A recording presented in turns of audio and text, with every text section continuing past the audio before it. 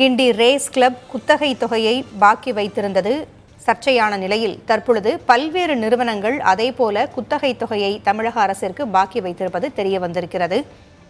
இந்த குத்தகை பாக்கி தொகையானது பல கோடி ரூபாய் இருக்கும், பல 100 கோடி ரூபாய் இருக்கும் என்று சொல்லப்பட்டிருக்கிறது.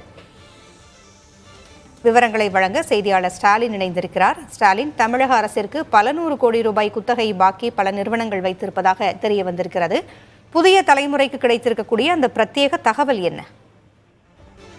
பூங்குழலி, இந்த மெட்ராஸ் ரேஸ் கிளப்புடைய நில குத்தகை விவகாரம் ஒரு சர்ச்சையை ஏற்படுத்தக்கூடிய நிலையில சென்னையில், குறிப்பாக சென்னை மாவட்டத்துல தமிழ்நாடு அரசு சார்பில் பல்வேறு தனியார் நிறுவனங்கள் மற்றும்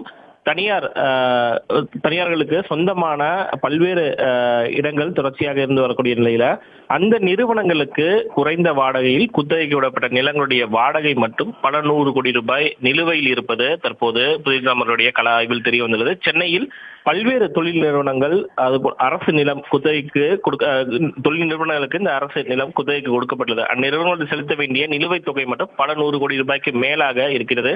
குறிப்பாக இந்த மெட்ராஸ் ரேஸ் கிளப் எடுத்துக்கிட்டோம் அப்படின்னா, அந்த மெட்ராஸ் ரேஸ் கிளப்புக்கு 160 ஏக்கர் நிலம் குத்தகைக்கு விடப்பட்டிருந்தது. 99 வருடங்கள் விடப்பட்ட நிலையில 812.49 கோடி ரூபாய் நிலுவைத் தொகையாக தற்போது இருக்கிறது. அதனை அரசு ஏற்கனவே தெரிவித்திருக்கிறது.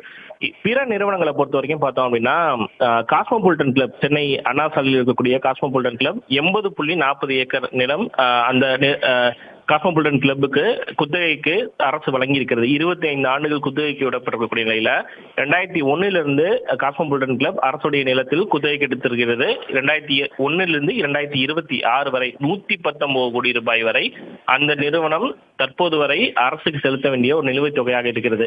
அடுத்தபடியாக ஆல் இந்தியா ரேடியோ, மத்திய அரசு நிறுவனமான ஆல் இந்தியா ரேடியோ 2 இடங்களில், மயிலாப்பூர்ல 2 இடங்கள்ல ஆல் இந்தியா ரேடியோக்கு அரசு குத்தகைக்கு நிலத்தை வழங்கி இருக்கிறது. 110 வருடங்கள் ஆல் இந்தியா ரேடியோ நிறுவனத்திற்கு வழங்கி இருக்கக்கூடிய நிலையில 39.92 கோடி ரூபாய் ஆல் இந்தியா ரேடியோ அரசுக்கு செலுத்த வேண்டிய நிலுவைத் தொகை இருக்கிறது.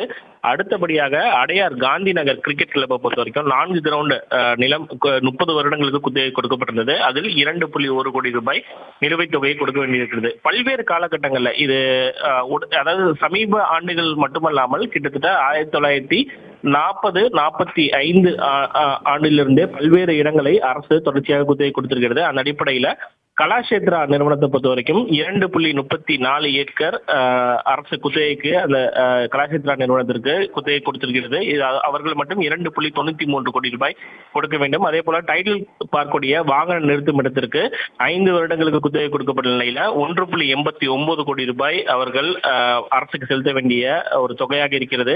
இது மட்டுமல்லாமல் நீங்க சென்னை பிரஸ் கிளப், சென்னை பத்திரிகையாளர் மன்றமும் 1980 86 வரை சுமார் 1120 சதுர அடி சென்னை பத்திரிகையாளர் மன்றத்திற்கு அரசு குத்தகை நிலமாக வழங்கியிருக்கிறது.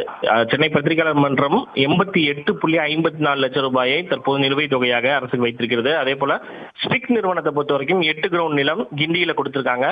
3 வருடங்கள் குத்தகை கொடுக்கப்பட்ட நிலையில 2 கோடி ரூபாய் வரை ஸ்பிக் நிறுவனம் அரசுக்கு செலுத்த வேண்டிய நிலுவைத் தொகை இருந்துச்சு. பொங்கல் இது போல பல்வேறு இண்டிவிஜுவல்ஸுக்கும் அரசு கொடுத்திருக்கக்கூடிய நிலையில அவர்களும் பல லட்சம் வரை அரசுக்கு செலுத்த வேண்டிய ஒரு நிலுவைத் தொகை இருந்தது. இவ்வளவு பெரிய நிலுவைத் தொகை பாக்கி இருக்கிறது தமிழக அரசிற்கு. பல்வேறு நிறுவனங்களும் இந்த பாக்கி தொகையை வைத்திருக்கின்றன. இதுவரைக்கும் என்ன நடவடிக்கை எடுக்கப்பட்டிருக்கிறது இந்த நிறுவனங்களின் மேல் இந்த நிலுவைத் தொகையை வசூலிப்பதற்காக?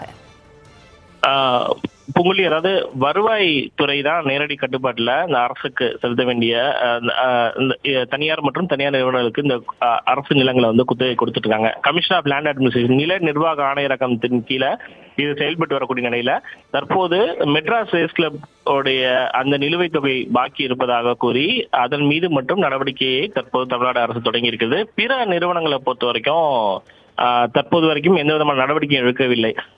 காஸ்மோபாலிட்டன் கிளப்பை பொறுத்த வரைக்கும் 119 கோடி ரூபாய் அவங்க கொடுக்கணும். 2026 அவங்களுடைய குத்தகை காலம் முடிவடைகிறது. அதே போல பச்சையப்பா அறக்கட்டளையை பொறுத்த வரைக்கும் அவர்களும் பல கோடி ரூபாய் நிலுவைத் தொகையை வச்சிருக்காங்க. இது போன்ற பல்வேறு நிறுவனங்கள் இருக்கு. அரசு இவர்கள் மீதும் நடவடிக்கை எடுக்குமா என்பதை பொறுத்துதான் பார்க்க வேண்டும். அது தொடர்பான தகவல்களையும் தொடர்ச்சியாக திரட்டி வருகிறோம். பொங்கல். நன்றி ஸ்டாலின். கூடுதல் தகவல்களுக்கு மீண்டும் தொடர்பு கொள்கிறோம்.